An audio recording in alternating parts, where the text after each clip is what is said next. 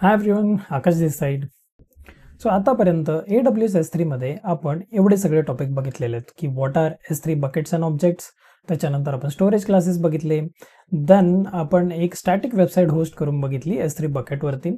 आणि त्याच्यानंतर आपण बघितलं की S3 मध्ये वर्जनिंग कसं वर्क होतं. ह्या व्हिडिओमध्ये आपण S3चं रेप्लिकेशन बघणार आहोत आणि हे रेप्लिकेशन कुठे यूज करायचं आणि त्याचे डिफरंट यूज केसेस काय आहेत ते बघणार आहोत. So without further ado, let's get started with this one. All right. So the very first question is what is a replication? आता let's say की तुमचा यूज केस असा आहे की तुमच्याकडे एक बकेट आहे, बकेट A नावाची, आणि ह्या बकेट A मध्ये तुमचे मल्टिपल्स ऑब्जेक्ट आहेत. आता हे मल्टिपल ऑब्जेक्ट जे आहेत ते तुम्हाला ऑटोमॅटिकली दुसऱ्या कोणत्या तरी बकेटमध्ये कॉपी करायचं आहे. आता हे कॉपी करण्यासाठी AWS ने जे फीचर दिलेलं आहे त्यालाच आपण बोलतो रेप्लिकेशन. आता ह्याच्यामध्ये जो पण ऑब्जेक्ट आपण बकेट A मध्ये अपलोड करणार आहे तो ऑटोमॅटिकली बकेट B मध्ये पण कॉपी केला जातो. त्याच्यासोबत आपण लास्ट व्हिडिओमध्ये एक गोष्ट डिस्कस केलेली which is a delete marker. म्हणजेच काय की एक पर्टिक्युलर ऑब्जेक्ट जरी आपण डिलीट केला तरी तो ॲज अ डिलीट मार्कर म्हणून आपल्या बकेटमध्ये राहतो when the versioning is enabled. So ह्या केसमध्ये ज्यावेळेस रेप्लिकेशन आपण करतो त्यावेळेस आपण तो डिलीट मार्कर देखील कॉपी करू शकतो जसाच्या तसा from bucket A to bucket B. आणि जो पण ह्या पर्टिक्युलर ऑब्जेक्टचा मेटा डेटा आहे किंवा त्यांचे जेवढे पण व्हर्जन्स आहेत, लेट्स से की कोणत्या तरी ऑब्जेक्टचे एक 10 किंवा 20 व्हर्जन्स आहेत, ते व्हर्जन्स देखील ऑटोमॅटिकली दुसऱ्या बकेटमध्ये कॉपी केले जातात. आता AWS S3 मध्ये आपल्याला दोन टाईपचे रेप्लिकेशन्स बघायला मिळतात. एक तर आहे CRR which is cross region replication आणि दुसरा आहे SRR which is same region replication. आता जर CRRचं एक्झाम्पल द्यायचं झालं की क्रॉस रिजन रेप्लिकेशन, त्या केसमध्ये आपण काय करू शकतो की लेट्स से तुमची बकेट A जी आहे ती मुंबई रिजनमध्ये आहे आणि तुम्हाला ह्या मुंबई रिजनमधून जो पण डेटा किंवा जे पण ऑब्जेक्ट्स आहेत ते सगळे ऑब्जेक्ट्स तुम्हाला कॉपी करायचे B मध्ये. आणि ही जी बकेट B आहे ती बकेट लेट्स से की ती US मध्ये आहे. सो जर इकडे तुम्ही ऑब्झर्व केलं की मुंबई हा एक डिफरंट रिजन आहे आणि युनायटेड स्टेट हा एक वेगळा रिजन झाला. सो त्यालाच आपण बोलतो क्रॉस रिजन रेप्लिकेशन. आणि जो दुसरा टाईप आहे which is same region replication, त्या केसमध्ये काय होऊ शकतं की तुमची एक जी बकेट आहे ती एक बकेट तुमची मुंबईमध्ये आहे आणि दुसरी पण जी बकेट तुम्ही क्रिएट केलेली आहे ती पण तुमची मुंबईमध्येच आहे. म्हणजेच आपण मुंबईमधल्याच एका बकेटमधून आपण दुसऱ्या बकेटमध्ये डेटा कॉपी करतोय, त्याला आपण बोलतो सेम रिजन रेप्लिकेशन.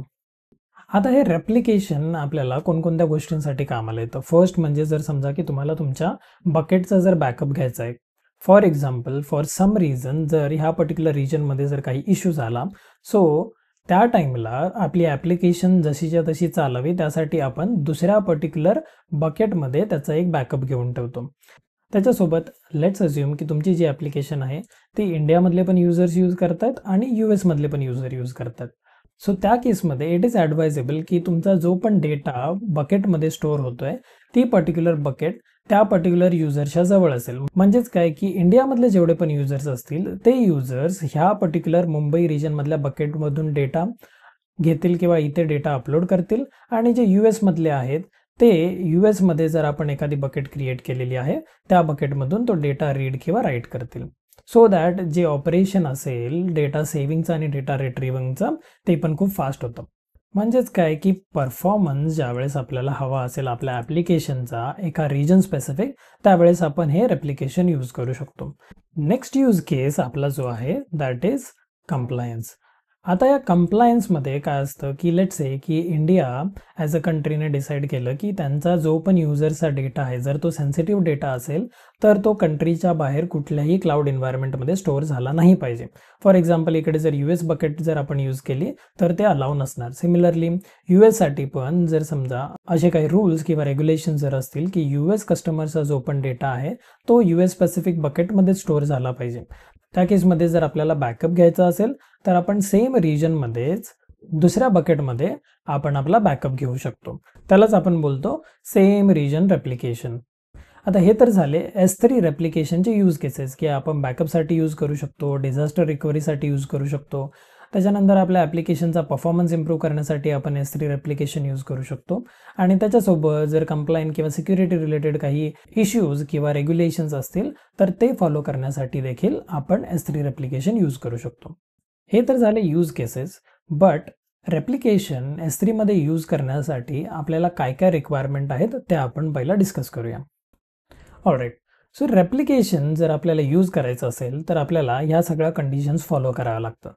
पहिलं काय आहे की व्हर्जनिंग, जे आपण लास्ट लेक्चरमध्ये बघितलं, तर दोन्ही पण बकेटसाठी आपल्याला ती व्हर्जनिंग इनेबल करावी लागते की सोर्स बकेटची पण व्हर्जनिंग इनेबल असली पाहिजे आणि ज्या डेस्टिनेशन किंवा टार्गेट बकेटमध्ये आपल्याला आपला डेटा बॅकअप किंवा स्टोअर करायचा आहे त्याचं सुद्धा व्हर्जनिंग इनेबल असलं पाहिजे.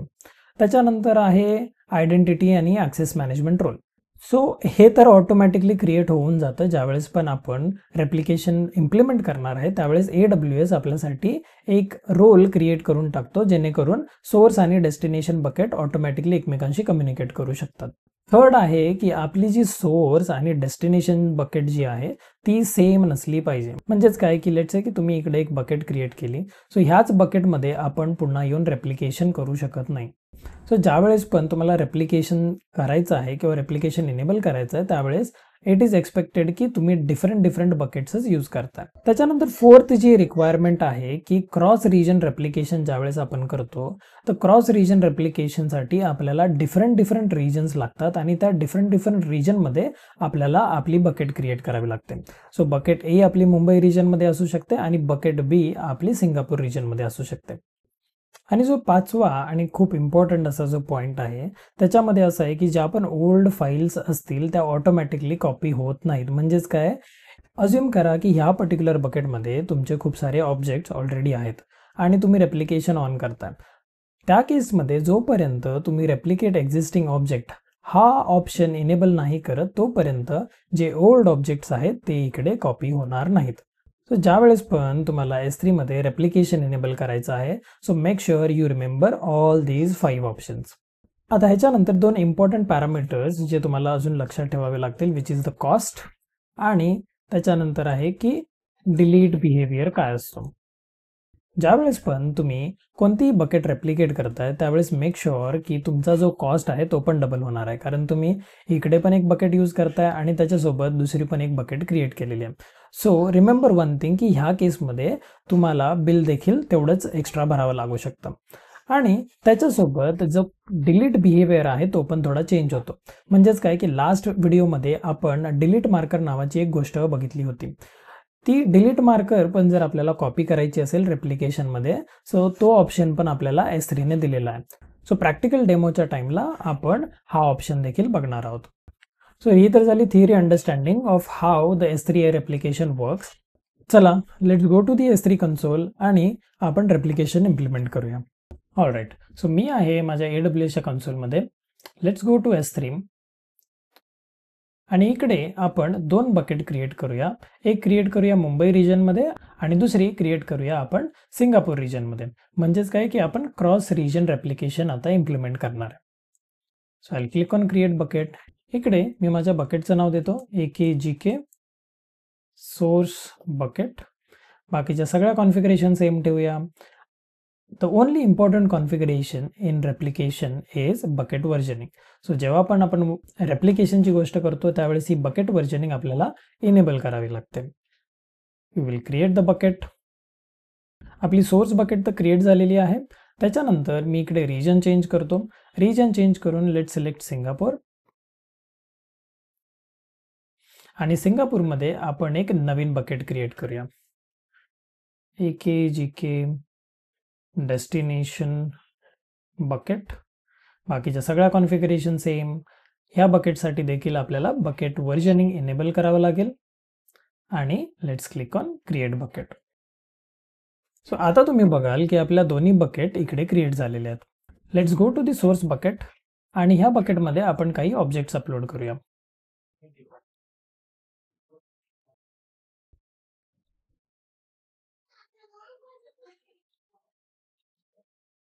ऑलराईट, सो तुम्ही बघाल की S3 replication.png नावाची एक फाईल इकडे मी अपलोड केलेली आहे आणि त्याच्यासोबत sample.png पण आहे.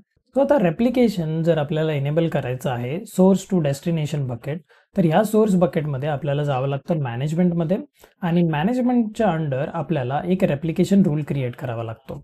सो इकडे I will click on create replication rule आणि इकडे मी ID देतो त्याचा CRR मुंबई टू सिंगापूर.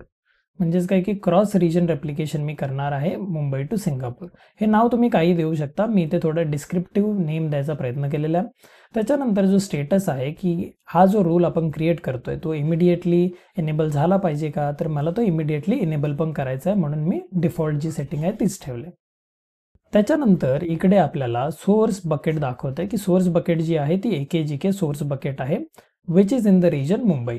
त्याच्यानंतर आपल्याला एक ऑप्शन देतंय चूज अ रूल स्कोप, ज्याच्यामध्ये जे पण रेप्लिकेशन होणार आहे त्याच्यासाठी आपल्याला काही फिल्टर लावायचे आहेत का, म्हणजेच 10 ऑब्जेक्ट मधले फक्त 5च झाले पाहिजे किंवा ह्या नावाचेच झाले पाहिजेत. जर तसा रूल लावायचा असेल तर वी विल गो विथ दिस. आणि जर आपल्याला जेवढे पण ऑब्जेक्ट्स आपल्या फर्स्ट बकेटमध्ये किंवा सोर्स बकेटमध्ये आहेत ते ऑटोमॅटिकली सगळे कॉपी झाले पाहिजेत डेस्टिनेशन बकेटमध्ये, जर असा काही यूज केस असेल तर I will click on apply to all objects. So ह्या डेमोसाठी आपण अप्लाय टू ऑल ऑब्जेक्ट्सवर क्लिक करणार आहोत. त्याच्यानंतर आपल्याला डेस्टिनेशन सिलेक्ट करण्याचा ऑप्शन येतोय. इकडे तुम्ही बघाल की choose a bucket in this account, जे माझं अकाउंट आहे त्याच अकाउंटमध्ये ती बकेट आहे का किंवा दुसऱ्या कोणाच्या तरी अकाउंटमध्ये ती बकेट आहे. सो सध्या आपण सेम अकाउंटमध्येच ती बकेट क्रिएट केलेली आहे. सो इकडून ब्राउज S3 करूया आणि इकडे आपल्याला आपली डेस्टिनेशन बकेट दिसेल which is in the Singapore region. Let select this आणि हे सिलेक्ट केल्यानंतर इकडे तुम्ही बघाल जी IIM रोलची आपण गोष्ट केलेली तिकडे I will select create new IIM role. ज्यावेळेस आपण IIM किंवा आयडेंटिटी अँड ॲक्सेस मॅनेजमेंटचा सेक्शन करू त्यावेळेस हे रोल्स काय असतात किंवा पॉलिसीज काय असतात ह्याच्याबद्दल आपण डिटेलमध्ये बघणार आहोत. सध्यासाठी क्रिएट अ न्यू रूल करतो आणि त्याच्यानंतर let's go down and see some more options. Destination storage class आपल्याला काही एक चेंज करायचा नाहीये, जे आहे ते ॲज इज ठेवूया. आणि ॲडिशनल रेप्लिकेशन ऑप्शन्समध्ये इकडे आपल्याला डिलीट मार्कर रेप्लिकेशन पण इनेबल करायचं आहे. म्हणजेच काय की जर आपण एखादी फाईल ॲक्सिडेंटली जर डिलीट करतोय पहिल्या किंवा सोर्स बकेटमधून तर तो डिलीट मार्कर देखील आपल्या डेस्टिनेशन बकेटमध्ये कॉपी झाला पाहिजे. सो ह्या सगळ्या सेटिंग्स इनेबल केल्यानंतर let's click on save button आणि सेव्ह वरती क्लिक केल्यावर तुम्हाला इकडे तो ऑप्शन विचारेल रेप्लिकेट एक्झिस्टिंग ऑब्जेक्ट, जो आपण 5th ऑप्शन इकडे जो बघितला होता की ओल्ड फाइल्स ऑटोमॅटिकली कॉपी होत नाहीत, आपल्याला हा ऑप्शन इनेबल करावा लागतो, तोच ऑप्शन तुम्हाला इकडे दाखवेल. ह्याच्यामध्ये तो तुम्हाला काय विचारतोय की जे एक्झिस्टिंग ऑब्जेक्ट्स ऑलरेडी आपल्या सोर्स बकेटमध्ये आहेत ते पण कॉपी करायचे आहेत की ते सोडून जे आपण नवीन ऑब्जेक्ट्स आता अपलोड करणार आहोत तेवढेच फक्त रेप्लिकेट करायचे आहेत. सो ह्या डेमोसाठी we will go with the first option, ज्याच्यामध्ये आपण जे पण नवीन ऑब्जेक्ट्स आपल्या सोर्स बकेटमध्ये अपलोड करणार आहोत तेच फक्त रेप्लिकेट होतील. I will click on submit आणि त्याच्यानंतर तुम्ही बघाल की रेप्लिकेशन कॉन्फिगरेशन सक्सेसफुली क्रिएट झालेली आहे. इकडे तुम्ही रेप्लिकेशन रूल पण बघू शकता, त्याच्यानंतर त्याचा स्टेटस आहे इनेबल्ड आणि आपली डेस्टिनेशन बकेट जी होती ती डेस्टिनेशन बकेट आपली सिंगापूर रिजनमध्ये आहे ही इन्फॉर्मेशन पण इकडे दिसते. त्याच्यानंतर we will go back to our source bucket आणि मी काय करतो की दुसऱ्या एका टॅबमध्ये डेस्टिनेशन बकेट पण ओपन करून ठेवतो. आता तुम्ही इकडे बघाल की ह्या डेस्टिनेशन बकेटमध्ये सध्या एकही ऑब्जेक्ट दिसत नाहीये आणि जर आपण सोर्स बकेट बघितली तर सोर्स बकेटमध्ये S3 रेप्लिकेशन आणि sample.png अशा 2 फाईल दिसतात. आता आपण काय करूया की ह्या पर्टिक्युलर सोर्स बकेटमध्ये एक नवीन फाईल अपलोड करायचं ट्राय करू आणि ती अपलोड केलेली फाईल ऑटोमॅटिकली आपल्या डेस्टिनेशन बकेटमध्ये देखील कॉपी होईल. So I will click on upload, add files आणि इकडून sample3.png सिलेक्ट करतो and I will click on upload. आता ही अपलोड केल्यानंतर if we go to destination bucket immediately ती फाईल कॉपी होत नाही. It takes couple of seconds to replicate the object into the destination bucket. आता तुम्ही बघाल की इकडे रिफ्रेश केल्यानंतर sample3.png इकडे आलेली आहे. सो दॅट मीन्स जी पण फाईल आपण सोर्स बकेटमध्ये अपलोड केली होती sample3.png ती ऑटोमॅटिकली इकडे कॉपी झालेली आहे. अगेन अजून एक फाईल कॉपी करायचं ट्राय करूया. इकडे जर तुम्ही बघाल तर S3 रेप्लिकेशन, sample.png आणि sample3.png अशा 3 फाईल्स दिसत आहेत. इकडे अजून एक फाईल अपलोड करायचा प्रयत्न करूया which is sample2.png. I will click on upload आणि अपलोड केल्यानंतर डेस्टिनेशन बकेटमध्ये जाऊन आपल्याला रिफ्रेश करावं लागतं. It takes couple of seconds to replicate the file from one bucket to another bucket. आता तुम्ही बघाल की इकडे sample2.png देखील कॉपी झालेली आहे. So if I go back to my source bucket आणि इकडून जर मी sample2.png जर ओपन करतोय तर ही पण सेम फाईल असणार आहे. आणि इकडून जर डेस्टिनेशन बकेटमध्ये जाऊन मी जर ती सेम फाईल ओपन करतोय तर ती देखील सेमच असेल. दॅट मीन्स आपलं जे रेप्लिकेशन आहे ते सक्सेसफुली वर्क होतंय. आता ह्याच्यानंतरची जी इम्पॉर्टंट गोष्ट आहे ती म्हणजे व्हर्जनिंग रेप्लिकेशनच्या केसमध्ये कसं वर्क करतं. If I click on show versions in the source bucket तुम्ही इकडे बघाल की सध्या कोणतेही व्हर्जन्स नाही आहेत. Similarly if I go to my destination bucket and click on show version इकडे पण तुम्हाला कोणतेही नवीन व्हर्जन्स बघायला मिळत नाही आहेत. सो इकडे जर मी sample.png डेस्टिनेशन बकेटमध्ये जर ओपन केली तर तुम्हाला रिजन अँड अवेलेबिलिटी झोन ही वाली इमेज दिसते. सिमिलरली जर सोर्स बकेटमधली sample.png जर ओपन केली तर सेमच इमेज आपल्याला इकडे पण दिसते. आता आपण काय करूया की ही इमेज सोडून एक दुसरी फाईल sample.png नावाने आपण सोर्स बकेटमध्ये अपलोड करायचा ट्राय करूया. So I go back to source bucket, I click on upload, add files आणि इकडून ही sample.png जी वेगळी फाईल आहे but with the same name I select this and I click on upload. आता ही सोर्स बकेटमध्ये अपलोड केल्यानंतर if I go back and click on show versions as expected ही जी प्रिव्हियसवाली ओल्ड फाईल होती ही वाली आणि ही जी नवीन फाईल आहे जी आता मी इकडे अपलोड केलेली आहे. If I open this is stop hard coding वाली एक नवीन फाईल आहे. दॅट मीन्स सोर्स बकेटमध्ये व्हर्जनिंग इनेबल्ड असल्यामुळे sample.pngचं एक नवीन व्हर्जन क्रिएट झालंय आणि एक ओल्ड व्हर्जन मेंटेन राहिलंय. आता सिमिलर बिहेवियर आपण डेस्टिनेशन बकेटमध्ये पण बघूया. लेट्स रिफ्रेश दिस आणि रिफ्रेश केल्यानंतर तुम्हाला इकडे दिसेल की जे व्हर्जन आपण लेटेस्टमध्ये अपलोड केलं आहे, for example if I click on this and click on open तर इकडे स्टॉप हार्ड कोडिंग वाली एक इमेज आहे, that is the latest one आणि ही जी आहे ती ओल्ड वाली इमेज आहे. सो दॅट मीन्स जे व्हर्जन्स आपले क्रिएट झालेले आहेत ते सगळे व्हर्जन्स देखील आपल्या डेस्टिनेशन बकेटमध्ये इझिली रेप्लिकेट होत आहेत. आता हे व्हर्जन्स तर रेप्लिकेट झाले. नाव if I try to delete a specific version, let's say की sample.png सिलेक्ट करून if I click on delete आणि जर इकडून मी डिलीट केली and if I go back to source and if I click on versions तर इकडे delete marker create होईल जे आपण लास्ट व्हिडिओमध्ये देखील बघितलेलं. आता ही सिमिलर गोष्ट डेस्टिनेशन बकेटमध्ये पण होते का, चला ते बघूया. I'll go here and again गोष्टी रेप्लिकेट व्हायला थोडासा टाइम लागतो and as expected delete marker देखील कॉपी झालेला आहे. म्हणजेच काय की जी फाईल आपण आपल्या सोर्स बकेटमधून डिलीट केलेली आहे ती सेम फाईल आपल्याला इकडे पण ॲज अ डिलीट मार्कर म्हणून दिसते. सो दिस वे जे पण ऑपरेशन आपण आपल्या सोर्स बकेटमध्ये करतोय ते सगळे ऑपरेशन्स रेप्लिकेट होत आहेत आपल्या डेस्टिनेशन बकेटमध्ये. सो आय होप रेप्लिकेशन म्हणजे काय आणि ते कसं वर्क करतं हे आता तुम्हाला समजलं असेल.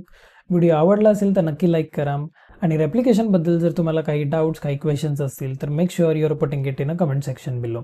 अँड असेच AWS आणि DevOpsचे नवीन व्हिडिओ बघण्यासाठी make sure you are subscribing to the channel as well. So this was it from my side. I will see you in the next one.